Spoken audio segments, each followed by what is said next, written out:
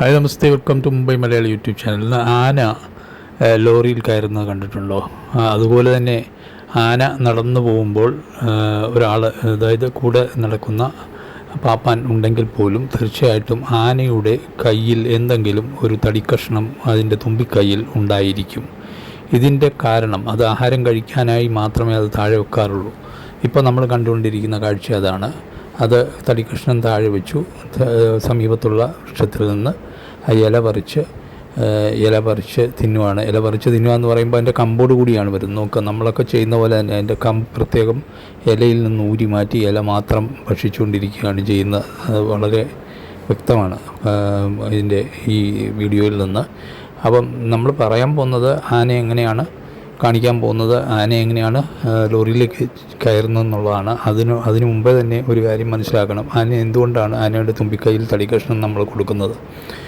ഒന്ന്, ആന പെട്ടെന്നുള്ള ശാന്ത സ്വഭാവത്തോടു കൂടി നടന്നു പോകാനായിട്ട്, പെട്ടെന്നുള്ള ശബ്ദം കേട്ട് വിരളാതിരിക്കാനും ഒക്കെയാണ് ആനയുടെ കയ്യിൽ.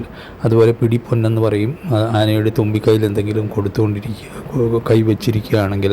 തുമ്പിക്കൈയിൽ വെച്ചിരിക്കുകയാണെങ്കിൽ അതിങ്ങനെ നടന്നു പോകുന്ന വഴിക്ക് മറ്റാരെയും ഉപദ്രവിക്കുകയോ അതിനായി തുമ്പിക്കൈ നീട്ടുകയോ ചെയ്യാതിരിക്കുക. ഇതിനൊക്കെയാണ്. അതിൻ്റെ ശ്രദ്ധ മാറ്റാനും മനസ്സ് ശാന്തമാക്കുവാനും കൂടിയാണ് ആനയുടെ തുമ്പിക്കൈയിൽ എപ്പോഴും ഒരു ചെറിയ തടി കഷ്ണം തിരികെ കൊടുക്കുന്നത്. അപ്പോൾ ഈ കാരണം ഇതൊക്കെ പലർക്കും അറിയാമായിരിക്കാം, പലർക്കും അറിയാൻ വയ്യാത്തവർക്ക് വേണ്ടിയാണ് പറഞ്ഞത്.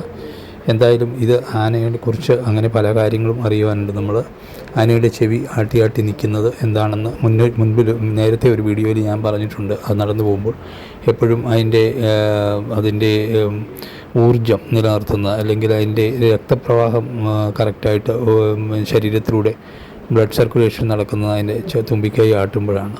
നമ്മൾ ശ്വാസോച്ഛ്വാസം എടുക്കുന്ന പോലെ തന്നെ വളരെ പ്രധാനപ്പെട്ടതാണ് ആനയ്ക്ക്. അത് നടന്ന് ലോറിയുടെ അടുത്തേക്ക് പോവുകയാണ്, അതിലേക്ക് കയറുന്ന സീനാണ് കാണുക. അപ്പോൾ ആനയെക്കുറിച്ചുള്ള വിവിധ സ്റ്റോറികളുമായി ഇനി വീഡിയോയിലേക്ക് വരാം. അതുവരേക്കും നന്ദി.